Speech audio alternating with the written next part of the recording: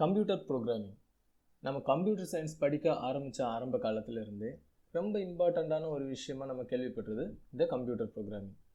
So computer ப்ரோக்ராமிங்னா என்ன? So அது எதுக்காக யூஸ் பண்ணுறாங்க? ப்ரோக்ராமிங்னா என்ன? ப்ரோக்ராமிங் லாங்குவேஜஸ்னால் என்ன? ப்ரோக்ராமிங் எப்படி ஒர்க் ஆகுது? இது எல்லாத்தையுமே இந்த வீடியோவில் பார்க்கலாம். வாங்க வீடியோக்குள்ள அடிப்போம். கம்ப்யூட்டர் ப்ரோக்ராமிங்னா என்ன அப்படிங்கிறத ஒரு சின்ன எக்ஸாம்பிள் வழியாக பார்த்துடலாம். நீங்கள் ஒரு சின்ன கம்பெனியில் ஒர்க் பண்ணிகிட்ருக்கீங்க. ஸோ அங்கே உங்கள் மேனேஜர் வராரு, வந்துட்டு ஒரு புதுசாக ஒரு ஆளுக்கு வந்துட்டு நீங்கள் பண்ணுற விஷயங்கள் எல்லாத்தையுமே சொல்லிக் கொடுக்க சொல்கிறாரு. பட் ஒரு சின்ன ட்விஸ்ட் இருக்குது இதில்.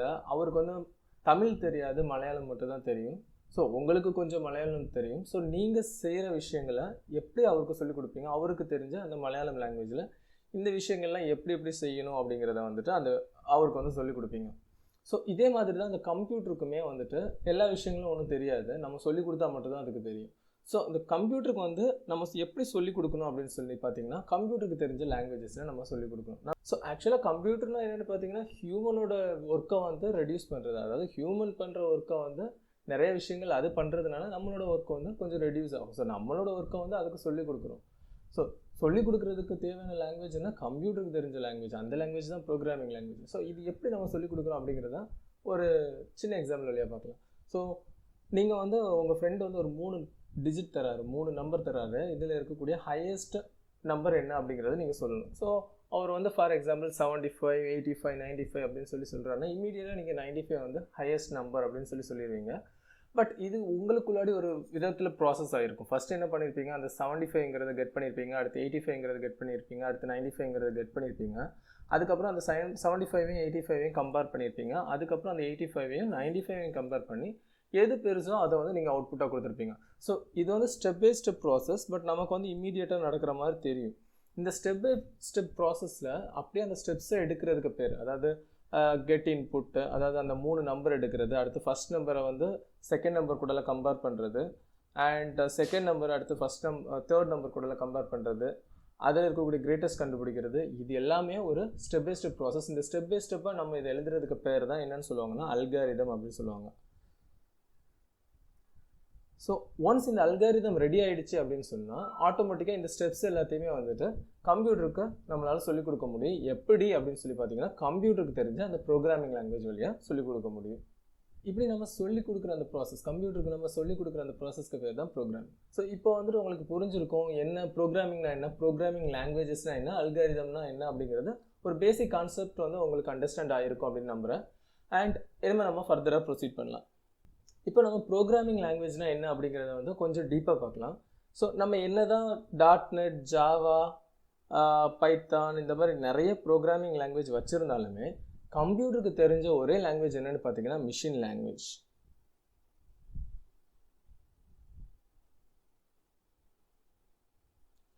ஸோ இந்த மிஷின் லாங்குவேஜ் மட்டும் தான் கம்ப்யூட்டருக்கு தெரியும். இந்த மிஷின் லாங்குவேஜ்னால் என்னென்னு சொல்லி பார்த்தீங்கன்னா 0 and 1, அதாவது பைனரி அப்படின்னு சொல்லுவாங்க. ஸோ இந்த பைனரி லாங்குவேஜ் மட்டும்தான் மிஷினுக்கு தெரியும். கம்ப்யூட்டருங்கிறது ஒரு மிஷின். இந்த மிஷினுக்கு நீங்கள் எப்படி இப்போ சொல்லி பார்த்தாலுமே மிஷினுக்கு 2 ஸ்டேட்டில் தான் இருக்க முடியும். ஒன்று ஆன், இன்னொன்று ஆஃப். இந்த ஆன் ஆஃப் ஸ்டேட்டை தவிர அதுக்கு வேறு எந்த ஸ்டேட்டும் தெரியாது. ஸோ இந்த 2 ஆன் ஆஃப் ஸ்டேட்டை வச்சு மட்டும்தான் நம்மளால் கம்ப்யூட்டருக்கு இன்ட்ராக்ட் பண்ண முடியும். இந்த 2 ஸ்டேட்டையும் யூஸ் பண்ணி கம்பைன் பண்ண ஒரு லாங்குவேஜ் தான் மிஷின் லாங்குவேஜ். ஸோ இங்கே 0ங்கிறது என்னென்னா ஆஃப், 1ங்கிறது என்னென்னா ஆன். ஸோ கம்ப்யூட்டருக்கு ஏதோ ஒரு இன்ட்ராக்ஷன் பண்ண போகிறோம் அப்படின்னு சொன்னாலே நமக்கு இந்த ஆன் ஆஃப் வழியாக தான் நம்மளால் கொடுக்க முடியும். ஸோ இதனால தான் இது மிஷின் லாங்குவேஜ் அப்படின்னு சொல்கிறோம். கொஞ்சம் குழப்புற மாதிரி இருக்கும். ஸோ கொஞ்சம் டீப்பாக இன்னும் ப்ரோக்ராமிங் லாங்குவேஜ்னால் என்ன அப்படிங்கிறதுக்கு போய் அந்த குழப்பத்தை தீர்த்துக்கலாம். ஸோ நீங்கள் ஒரு 5 மாடி அப்பார்ட்மெண்ட்டில் இருக்கீங்க அப்படின்னு சொல்லி வச்சுக்கலாம். ஸோ இதோட கிரவுண்ட் ஃப்ளோர் 1, 2, 3, 4, 5. ஸோ டோட்டலாக 5 மாடி இருக்குது. இதில் ஒரு லிஃப்ட் இருக்குது. இந்த லிஃப்ட்டு எந்த ஃப்ளோரில் இருக்குது அப்படிங்கிறத உங்களுக்கு ஒரு மிஷினை யூஸ் பண்ணி உங்களுக்கு யூசர்ஸ்க்கு காமிக்கணும். ஸோ இங்கே நம்ம சிம்பிளாக ஒரு மிஷின் யூஸ் பண்ண போகிறோம். இல்லை பல்பு தான் யூஸ் பண்ண போகிறோம். எப்படின்னா ஒவ்வொரு ஃப்ளோர்லேயும் ஒரு 6 பல்ப்ஸ் வைக்க போகிறோம். ஸோ ஒவ்வொரு ஃப்ளோர்லேயும் 6 பல்ப்ஸ் வைக்க போகிறோம் இந்த மாதிரி.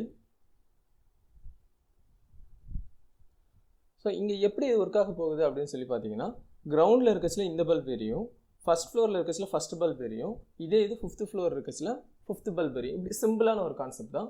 இந்த லிஃப்ட் வந்து 5th ஃப்ளோரில் இருந்தால் 5th பல்ப் எரியும், 2nd ஃப்ளோரில் இருந்தால் 2nd பல்ப் எரியும். இந்த கான்செப்டில் தான் நம்ம அந்த மிஷினை வந்து பண்ண போகிறோம். ஸோ வந்து யூசர் எப்படி பார்த்தோன்னா எந்த பல்ப் எரியுதோ அதை வச்சு அவங்க வந்து லிஃப்ட் எங்கே இருக்குது அப்படிங்கிறத கண்டுபிடிக்க போகிறாங்க.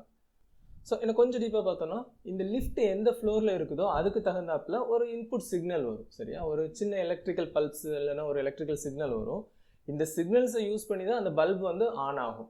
ஸோ இப்போ வந்துட்டு இந்த பல்பு எப்படி ஆன் ஆகிறத வச்சு தான் நம்ம வந்து அவுட்புட் யூசர் கொடுக்குறோம். ஸோ இந்த பல்ப்ஸ் வந்து அவுட்புட் யூனிட்டாக வச்சுக்கலாம். அண்ட் இன்புட்டை வந்து யார் கொடுக்குறா, இந்த லிஃப்ட் எந்த ஃப்ளோரில் இருக்கோ அதுக்கேற்றவாறு தான் இன்புட் சிக்னல்ஸ் கொடுக்குது. ஸோ இதை இன்புட் யூனிட்டாக வச்சுக்கலாம்.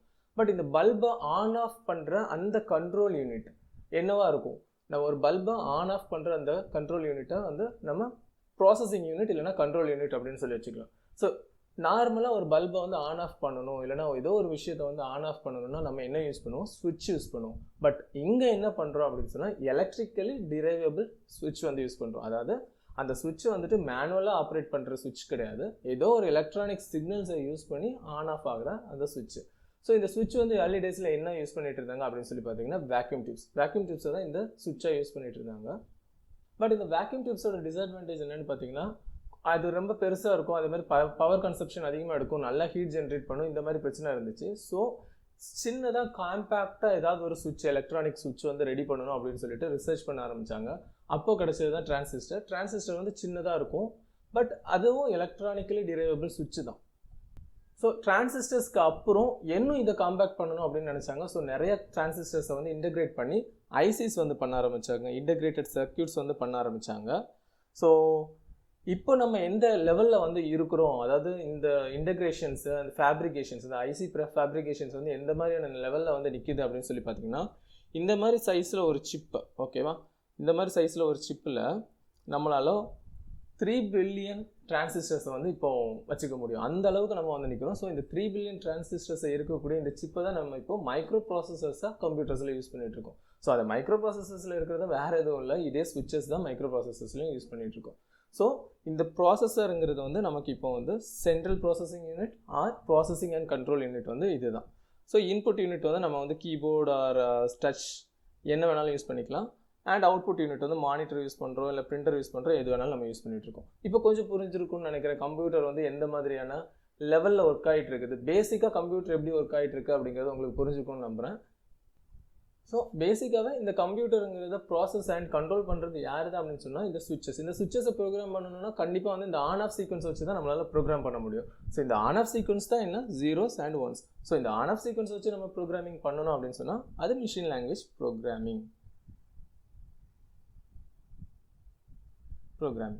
ஸோ நீங்கள் யோசிச்சு பாருங்கள், இப்போ 0s and 1s மட்டும் வச்சு இந்த ப்ராசஸரை வந்து ப்ரோக்ராம் பண்ணணும் அப்படின்னு சொன்னால் நான் இப்போ ஒரு ப்ரோக்ராம் எழுதியிருக்கேன், ஒரு 2 நம்பரை வந்து கம்பேர் பண்ணுறதுக்கு, இந்த 3 நம்பர்ஸை மட்டும் கம்பேர் பண்ணுறதுக்கு நான் ஒரு ப்ரோக்ராம் எழுதினா கூட அதை பின்னொருத்தர் வந்து படித்து பார்த்து அதில் என்ன இருக்குது அப்படின்னு சொல்லிட்டு டீகோட் பண்ணணும்னா அவ்வளோ கஷ்டம். அண்ட் அந்த இதில் ஏதாவது எரர் வந்துச்சுன்னா அதை சரி பண்ணுறதுக்கும் ரொம்ப கஷ்டம். அதேமாதிரி அந்த மாதிரி லாங்குவேஜில் வந்துட்டு ஒரு ப்ரோக்ராமை டெவலப் பண்ணுறது ரொம்ப கஷ்டம். இப்போ தான் என்ன பண்ணாங்க அப்படின்னு சொன்னால் இந்த ஹை லெவல் லாங்குவேஜஸ் வந்து டெவலப் பண்ண ஆரம்பித்தாங்க. அதில் வந்து ஃபஸ்ட்டு வந்து அசம்பிளி லாங்குவேஜஸ் டெவலப் பண்ணாங்க. இப்போ நமக்கு வந்து எங்கே வந்து நிற்கிது அப்படின்னு சொல்லி பார்த்தீங்கன்னா ஜாவா, .NET, பைத்தான் இந்த மாதிரியான வெரி ஹை லெவல் லாங்குவேஜில் வந்து நிற்கிது. ஸோ இந்த ஹை லெவல் லாங்குவேஜ் அப்படின்னா மிஷினுக்கு தெரியுமா அப்படின்னு சொல்லி பார்த்தீங்கன்னா கண்டிப்பாக மிஷினுக்கு தெரிஞ்சது ஒரே ஒரு விஷயம் தான், என்னென்னா மிஷின் லாங்குவேஜ் மட்டும்தான். பட் இந்த ஹை லெவல் லாங்குவேஜை இந்த மிஷின் லாங்குவேஜாக கன்வெர்ட் பண்ணி கொடுக்கறதுக்கு இடையில ஒருத்தர் இருக்கார், அவருக்கு பேர் தான் யாருன்னா கம்பைலர். ஸோ ஹை லெவல் லாங்குவேஜாக இருக்கும், இது வந்து மிஷின் லெவல் லாங்குவேஜாக மாறிடும். ஸோ இந்த கம்பைலர் இல்லைன்னா இன்டர்பிரட்டர் அப்படின்னு சொல்லுவாங்க. இது வந்து ஹை லெவல் லாங்குவேஜாக அப்படியே மிஷின் லெவல் லாங்குவேஜாக கன்வெர்ட் பண்ணி மிஷினுக்கு வந்து கொடுக்கும். ஸோ மிஷின் வந்து அதை ப்ராசஸ் பண்ணும். So after OS operating systems இதெல்லாம் வந்த பிறகு இந்த கம்பைலரோட ப்ராசஸுமே கொஞ்சம் டிஃப்ரெண்ட் ஆச்சு. ஆனால் அந்த இதுக்கு இப்போ நம்ம டீப்பாக போக வேணாம், அது வந்து நான் இன்னொரு வீடியோவில் தெளிவாக எக்ஸ்பிளைன் பண்ணுறேன். ஸோ இந்த ஓஎஸ்னா என்ன, இந்த கம்பைலர்ஸ் வந்து ஓஎஸ் லெவலில் எப்படி ஒர்க் ஆகுது, இந்த ஓஎஸ் எப்படி ஒர்க் ஆகுது, இந்த ஓஎஸ் எதுக்காக வந்துச்சு, இந்த மாதிரி கான்செப்ட்ஸ் எல்லாம் வச்சு நான் இன்னும் ஒரு 10 to 15 வீடியோஸ் போடலான்னு இருக்கிறேன். அந்த வீடியோஸில் வந்துட்டு ப்ரோக்ராமிங் லாங்குவேஜில் எப்படி ப்ரோக்ராமிங் பண்ணணும் அப்படிங்கிற வீடியோஸ் இருக்காது. ஆக்சுவலாக ப்ரோக்ராமிங் இப்போ C++ இல்லை பைத்தானுக்கு வந்து நம்ம ப்ரோக்ராமிங் படிக்கணும்னா கூட யூடியூப்ஸில் நிறைய கண்டென்ட் இருக்குது. பட் இந்த ப்ரோக்ராமிங் லாங்குவேஜை லேர்ன் பண்ணுறது மட்டும்தான் ஒரு ப்ரோக்ராமரோட வேலை கிடையாது. ஒரு ப்ரோக்ராமருக்கு இன்னும் நிறைய வேலை இருக்குது. அது என்னென்னு பார்த்தீங்கன்னா ப்ராப்ளம் சால்விங்,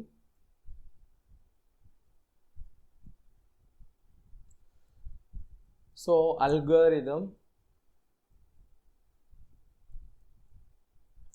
லாஜிக்ஸ், இந்த மாதிரி நிறைய விஷயங்கள் இருக்குது. அதாவது ப்ரோக்ராமிங்குள்ளாடி நீங்கள் வரச்சில் வந்துட்டு டேரெக்டாக ப்ரோக்ராமிங் லாங்குவேஜை மட்டும் லேர்ன் பண்ணிவிட்டு உங்களால் ஒன்றும் ப்ரோக்ராமிங்லாம் போட முடியாது.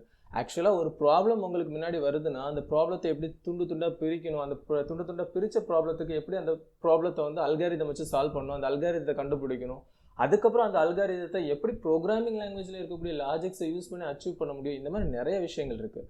ஸோ இந்த விஷயங்களை வந்துட்டு இன்னும் இருக்கக்கூடிய ஒரு 10 to 15 வீடியோஸில் நான் சொல்லித்தரலான்னு இருக்கேன். பட் இது வந்து ஏதோ ஒரு ப்ரோக்ராமிங் லாங்குவேஜை சொல்லித்தர மாதிரி இருக்காது.